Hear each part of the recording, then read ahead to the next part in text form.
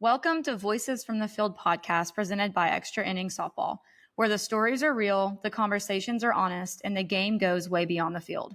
We're bringing you insight, inspiration, and all things softball from the people shaping the sport.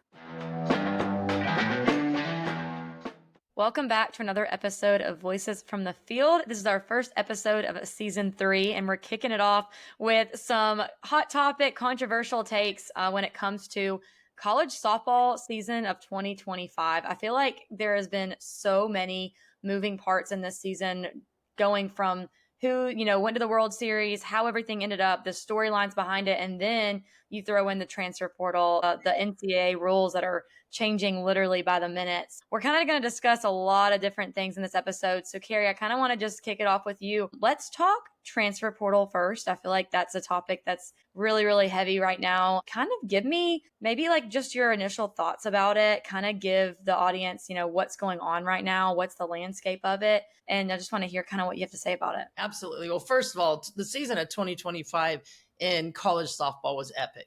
Mm-hmm. You became a number 1 ranked team and you were destined to lose the next week. So I think there is so much excitement behind this season that maybe some of the things that are a little bit concerning or disturbing from people and the just instantaneous negative of transfer portal is terrible and NIL is terrible. Like, I understand why people feel like that because, first of all, I know people don't like change. Change is scary. People don't like it. There's a comfort zone. People really see them as student athletes. I'm not quite so sure at the Power 4 level anymore that they are. We were just having a conversation earlier and I was telling you how my daughter said, I'd rather be an athlete student anyways. And everybody goes, oh my gosh, her education should be first and foremost. And I'm all about that. But I'm not so sure if she wasn't playing softball, she wouldn't go to a trade school. So there's a lot of options and thought processes out there. In regards to the transfer portal, number 1, I think the premise of what the transfer portal came about is right. Like, I think there was a lot of things that were wrong, that student athletes were being punished for leaving a school for some very legitimate reasons. Whether it's my judgment of legitimate or your judgment, that's all perspective. But, there's times that it's the wrong match. There's times that coaches leave. There's times that injuries dictate things. God forbid, there's times that a kid changes their major and they don't offer it at that school. So there are a lot of right reasons.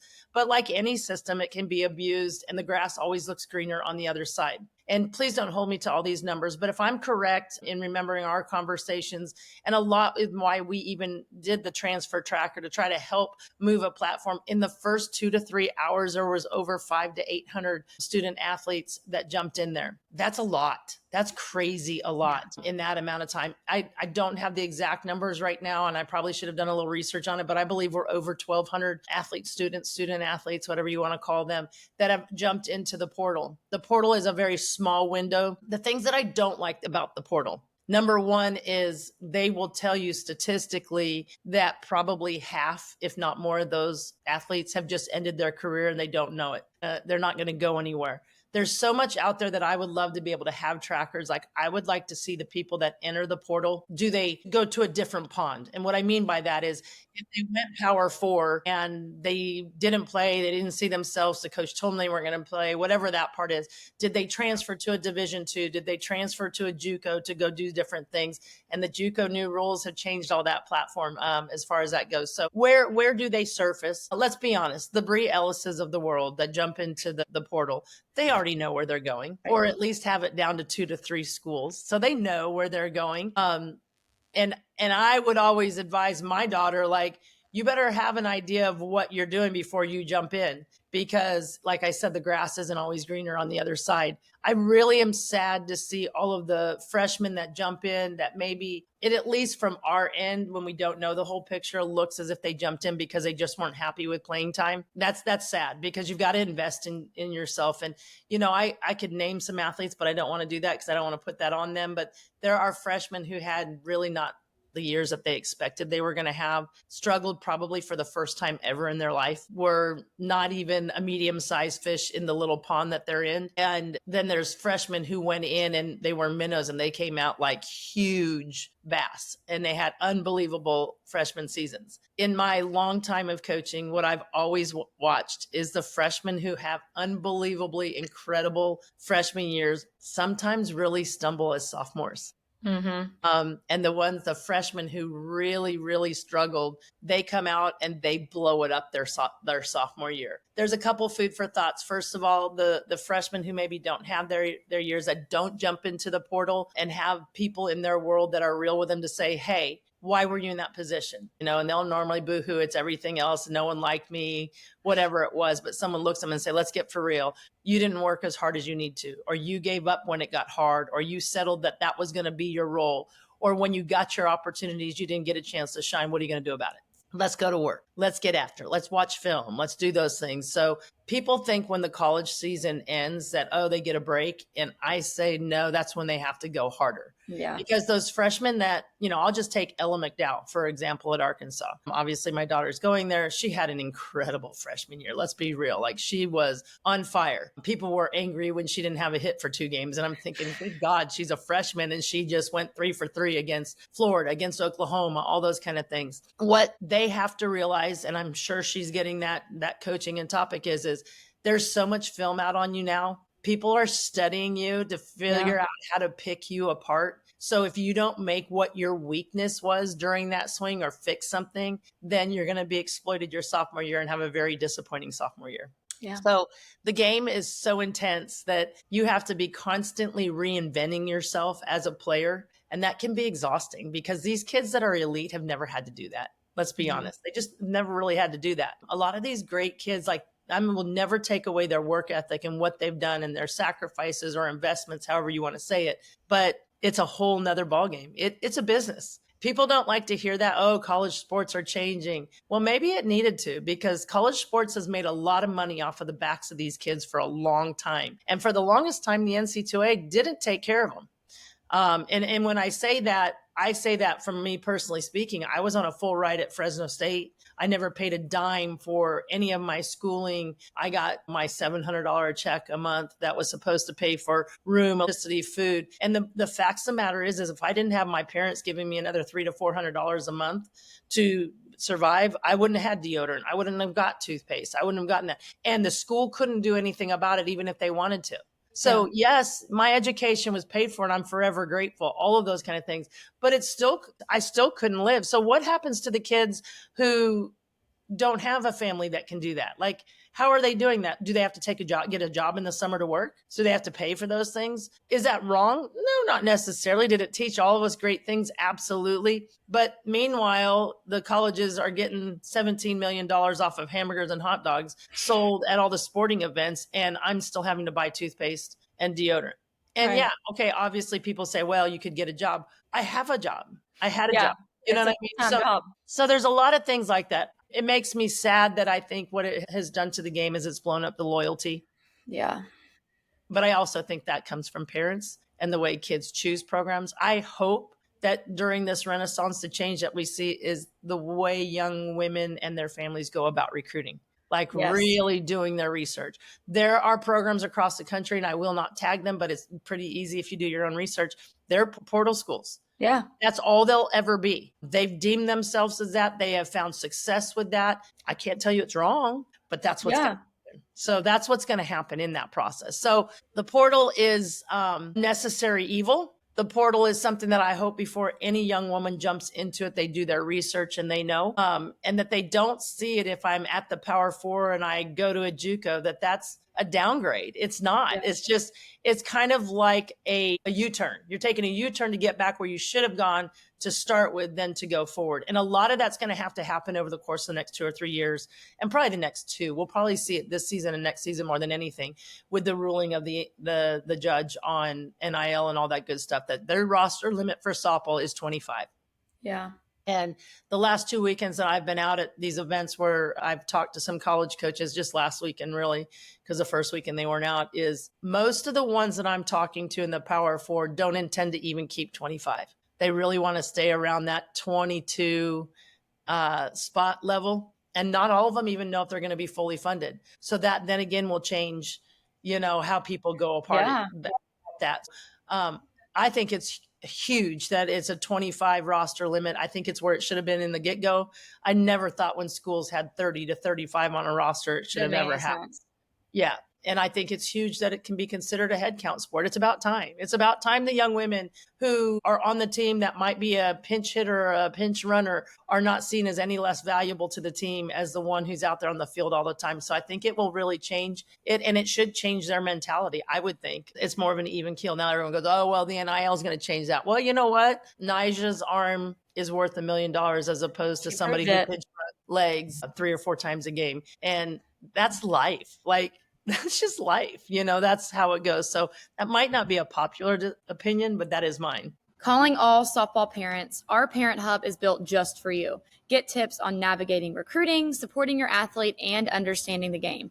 It's a one-stop shop for answers, resources, and support. So visit our website, xtrainingsoftball.com, go to the news tab and click on Parent Hub. You're not in this alone. Yeah, no, I think with the portal, it's so interesting how it's going to greatly affect the recruiting process. Like you said, I don't know. I'm just looking at a lot of these schools and like, I don't know. And you've been in it. So it's like, how is it going to affect these sevens and eventually tweets when it's like, why would a school get an incoming freshman who has no experience so they can go to the portal and get a 5th-year, pitcher who's pitched 4 years at a Power 5? It's like, that's where I think it's just really going to be interesting to see how it shakes out. And I don't follow Power 4 schools as much as I probably should with how many they bring into a class. I think that's very important too. Like you said, there are some schools that may only bring in 3, 4 kids and then they get the rest from the portal. So I don't know. It's very interesting how it's going to affect that recruiting process, how coaches are even like how they even look at the recruiting class. Like, for the 27s, like, do you get 2 or 3 freshmen and then you say, okay, I'm going to get another 4 from the portal? Like, do you plan on the portal? Do you have a set number of who you want to get? Is it more of a, let's see who's in it and then we'll grab them? Like, I don't know. There's a lot of questions I know I have and I don't think anybody has the answer. Like, I think if you ask a college coach, they'd be like, I don't know. I think that has to fit their coaching style. Yeah. So like if I'm sitting here and let's just say I stupidly decide to get back into college coaching, which is never happening. Well, I shouldn't say never, God will laugh. But if I were doing it the way I would do it right now, if I had a roster limit of 25 and I'm looking to do it, my theory is always my freshmen are the ones that I'm investing into, and my freshmen and sophomores, so that by the time they're juniors and seniors, I'm not necessarily not investing in them, but they're giving back to the program. So the program's giving to them. I'm going to look at the class of 2027 and say, what do I significantly need out of that class that I want to build my program around? Right. And I would go out, work my butt off, get my 3 to 4 commitments in there. And I'd probably say 4. My ideal would be like 4 freshmen every year that I'm bringing into the program, because that's a good nucleus. And right. I'm very particular. If I was looking at 4, I'd be recruiting 12 hard. Yeah. And I'd be going and landing any one of those 12 that would fit what I'm looking at for my 4. And if I only got 3 out of that group, I'd probably wait, because then I have my season. Because you can say, oh, I'm going to go to the portal, but every year you don't know what you're going to get in the portal. So, and then you're up against everybody else too. So I would then go portal, because then I can reevaluate my season and go, dang, this didn't work quite out the way I needed, or I need a quick fix. And I'd bring in maybe 2 to 3 portal people to fix it out. But I would always, just me personally, have more freshmen coming in than I had portal. And this is a terrible analogy, but I'm going to use it. My parents did foster kids the whole time I was growing up. Their rule of thumb is those kids always had to be younger than me, their actual natural child, so that I could be more the influence on them than they were on me. And I would flip that the opposite way with recruiting. I would want the type of person in my freshmen that I want my program to reflect what my culture is. And my portal kids were people that were like, I don't know, the salt you put on your food to enhance the flavor. Or a quick fix, or those kind of things. I think pitchers, catchers, and big time hitters are always going to be the best that I would pick from portals, because those are ones that I can always fit and do that. Would I not take a great shortstop? Absolutely. But hopefully if I'm doing my recruiting right, I've got a good younger shortstop and I've got a good older shortstop. So unless one of the 2 of them have just flopped or injured or something going on, that I don't necessarily need that. You know? And then you throw in that people, if they're good, then people are going to be throwing them NIL money. And now I got to recruit that way too. So, but I think I would do it that way. But I see programs right now, and you can see a lot of tension in the social media about it. Yeah. you go and watch it, that, people are getting out and saying stupid things on it, that, oh, they're just portal coaches. They're already recruiting there. Well, you know what? You knew that when you went there, because it was the same way by then. We're not like this is the first year into it. The portal's been there now. We've been working with the portal for a while. So I don't know. I think it's going to be so interesting. And it's very easy to quickly judge a program that has 6, 7, 8 players that have jumped into it. There could be a lot of different reasons. I would never want to try to finish that story, but it'll be ones that I'm watching to kind of see what's going on within those programs. Like, is it bad apples in the program? Is there a coaching philosophy change? Has something changed at the school? And, some of those schools are Power 4 schools that have lost 5, 6, 7 players. Yeah.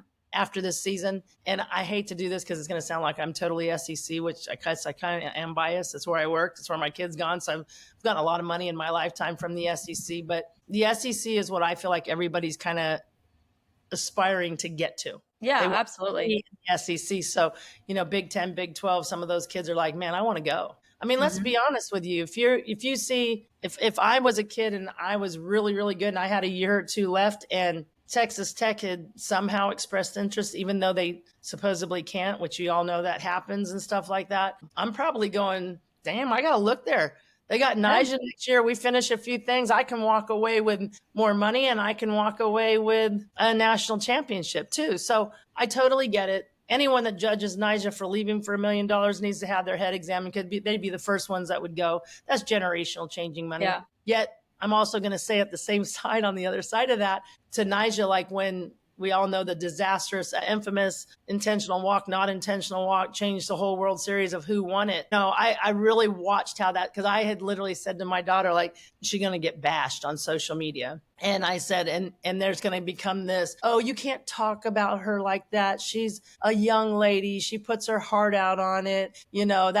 Now, from a human being standpoint, Christian side, I could tell you from the very first time I saw her, when he called it, she shook him off like she didn't want to do it. And I saw that catcher set up. I literally said to my husband, this is going to be a mistake. She's not going to be able to do it. Throws the first pitch. I was like, dang, that could have, truthfully, the first 2 strikes should have been called strikes. They were strikes. Yeah. But everybody, catcher, shortstop, everybody except for one person in that stadium gave into, oh, we're just going to take the intentional walk. Yeah. And I don't even know if everybody's kind of watched it, but I watched her look kind of at Mike, and I replayed it to kind of see, because I love those. Those are the things I'm watching for. Yeah.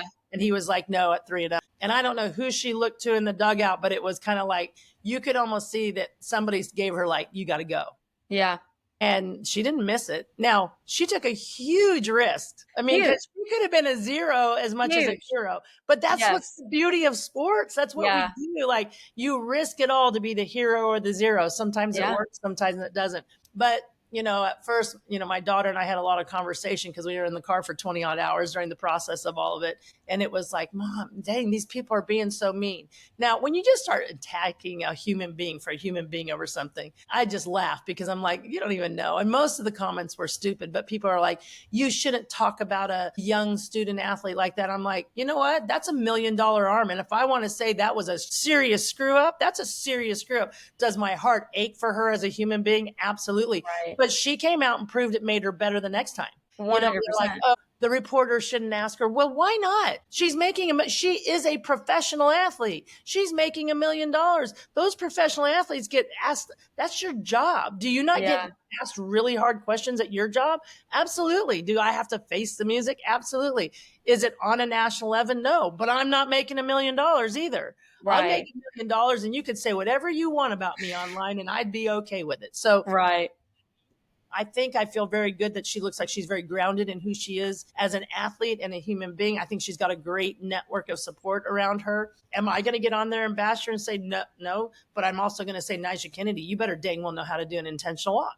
Like that's unacceptable. But that's unacceptable from a coaching standpoint, from everything. Like, people laugh at me right now, and I hate it, because in college or high school softball around here, they don't even have to pitch to the kids. Yeah, which is ridiculous. They put them on, and that's terrible. That's part of the game. Yeah. And so either take that out at college or put it in high school, so these women are having to practice it. So I don't know. And people will probably go, oh my gosh, you shouldn't think like that. You're judging her. Dang straight, I'm judging her. She failed. She failed on a national event. She failed. She did not lose that game, because there was a ton of other things that could have happened. Reese Atwood put it on the line and won the ball game. Right. That's the way I look at it. No, I don't say Nyjah lost the game, but Nyjah contributed to a big reason to why they lost that game. And Nyjah's getting paid. Let's not even say it's not 1 million. She's being paid 2 million because they brought her back for another million. So yeah, I'm not going to cry at night for her, but I hope to God they're working on intentional walks. Yeah. Do you need a new way to level up your game? I know travel softball season is in full force right now, and I want to make sure that you guys know about our Drill Zone page on our website. You can check out our Drill Zone, which is a growing library of position-specific drills to help players improve their skills and stay sharp. From hitting to defense to pitching, we've got something for every athlete. Our commit crew members, as well as some former college softball players, coaches, and our ambassadors gave their best drills for you. So go to our website, extrainningsoftball.com, go to the extra tab, and there you will find our Drill Zone page. Yeah, well, even like you said, like the landscape is changing on being a student athlete, being a athlete. Like it's a job now, and it's something that you're held to those you're already held to those expectations, even when you could be a walk-on and you're held to expectations. So it's like, it just raises stakes, and it puts money in it, which good and bad. I want to kind of talk about the good though, because the Women's College World Series had 2.4 million viewers. It was the most watched NCAA softball game ever, and Game 3 hit 2.7 million. So it's really interesting too, because it's like you have that side of, is NIL, ruining loyalty, and is it, making it all about money? And in some ways, absolutely it is. But then you got to flip the coin and be like, okay, but we also had the highest views ever. So, so it's like, it's trying to figure out, like, what do we want? What are we trying to accomplish? Because at the end of the day, like if we're getting, there's no way that this would have happened if you don't have the $1 million arm at Texas Tech. Like it doesn't happen. And granted, I think a lot of it too, with Oklahoma not making it, I think a lot of people were more tuned in as well, just because it's different, which sucks for Oklahoma. I hate that for them. But, people are rooting against them. But I think, there's a lot of factors, and there's a lot of, the story with Jerry Glasgow and his daughter, and then Mike White at Texas, and Tegan Kavan with her grandmother. There's so many different storylines as well that really contributed. But I do think a lot of it was everyone wanted to go watch Nyjah pitch because she's making $1 million, and she led a team that literally, I don't even think they'd made a super before. I think the first super they had made this year, obviously first Women's College World Series appearance. I mean, it takes money to make money. I don't know. It's a hard balance. I get the opposition to it, but then it's like you look at those numbers and you're like, imagine if there was 20 kids that are making $1 million. Like, what would the numbers look like then? Well, I guess first of all, let me just comment, 2025 College World Series. If Netflix or somebody in Hollywood doesn't get a hold of like the 2025 season and do little captures, maybe we can be lucky enough to get Carol to do a documentary on it. And then segue that into, because you have all of the ties, because our softball world is very small. I don't care what anybody says. To me, I say that for every recruit, every family, every coach, every player out there. Like, it's a small world. They're going to know. Yes.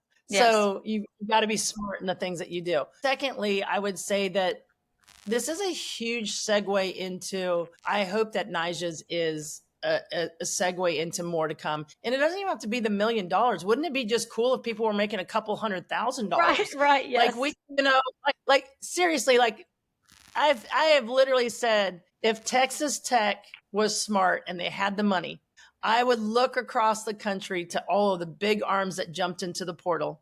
And I would say, I'll pay you $500,000 to come and be the pitcher behind Nyjah. And when she leaves, you can take over that role.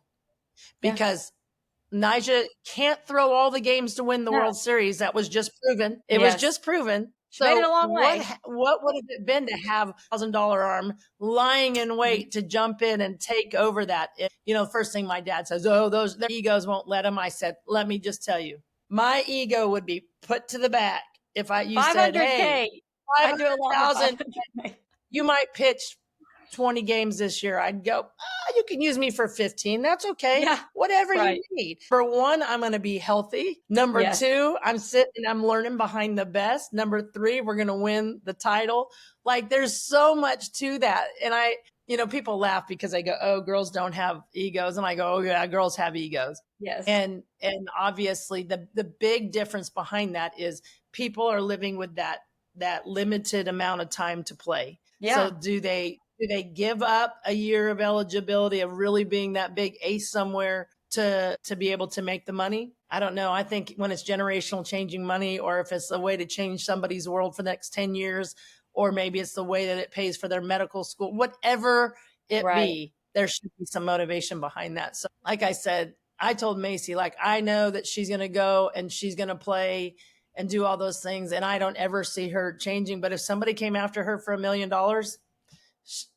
I'd have to sit there and say, sister, you need to seriously think about it. Like, no matter how much you love a place, $1 million is $1 million. 100%. Like, she's never going to have that ability. Now, the cool part is we're also at a very exciting time, and we can kind of segue into that and then really kind of wrap this up, because we could go on forever, and we can come. And we will. We'll have another episode. Yeah, I think this summer is going to be full of fun things to watch and talk about. I'd love to, once the portal kind of closes and settles down, we can come and talk about where people have surfaced and where they're going and all that good stuff. But, you know, the AUSL and MLB has done something huge. They are finally walking hand to hand, being backed, being sponsored, and bringing some type of a professional league at this point in time to these women. But what if there was a professional league where everybody in it made $100,000? Yeah. Like, that's a great income. Six figures is a great income. Right. And obviously there would be ones that made more because there'd be endorsements, but then they could do so many things. I pray that no matter what the professional athlete thing that we do is, that we do it in small increments and really grow it, because I think if we try to splash it in, and I don't think we have a great example in the WNBA. I think it's a disaster. Yeah. And there's so many reasons for that. I think it kind of reflects where our society is in a political standpoint more than it does about the sport itself. I think it will still survive. It's survived well past the 3-year mark. But I really hope that the people are at the top are doing it what appears the right way. I know Sherry Kemp, who works with AUSL, was part of the NPF when I was part of it. She was the commissioner there. She's been working on this for 2 decades. So this is not something that's just come overnight. And I think the MLB needs us. I do. I think softball is a better game. People could argue. I think baseball is a great social outing. You can go and I don't know if I can talk about this because we're dealing with youth, but I'm going to. It's a great place to go, get a beer, talk with your friends, watch a little sports, and you miss nothing. If you go get a beer, get a hot dog, go to the bathroom, you've missed nothing in the game. Like nothing. Yeah. You can come back and pick up. Probably you do that in softball. I mean, half the time in softball, I'm watching the World Series in my own daggum living room, and I don't want to pause it because I don't want to be blind, and I'm about ready to wet my pants. Yeah, right. I don't want to leave because I could miss the Reese Atwood. Right. Miss the game. Stealing home. Imagine being the person that got up and left to go to the bathroom in the inning where Reese Atwood, because Nija's up 1-0. This game's virtually over. And you were stuck in line behind 5 people to get your, I don't funnel kick or whatever it was. Like, imagine being that person. What a loser. Like, I don't know how else to say that.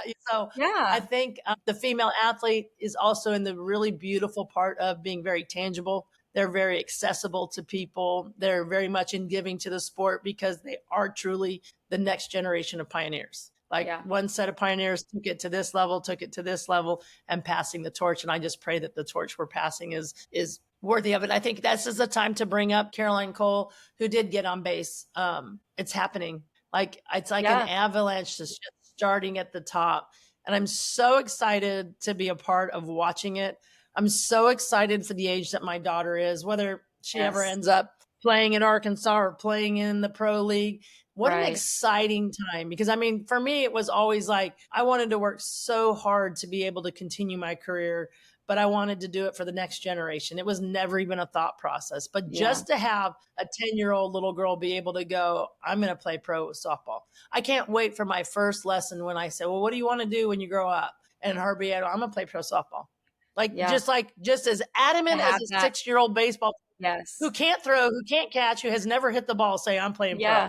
I can't wait for that day. And I'm not quite sure I'll totally see it before I'm gone, but I want to, that's my dream. I'm like, all right, God, if there's one thing I want to see, I want to be able to see that part of it. So that's kind of where I'm at on that. And we have so many things that we can talk. I'd love to revisit the World Series and even talk about the goods and the bads. I'd like to talk about.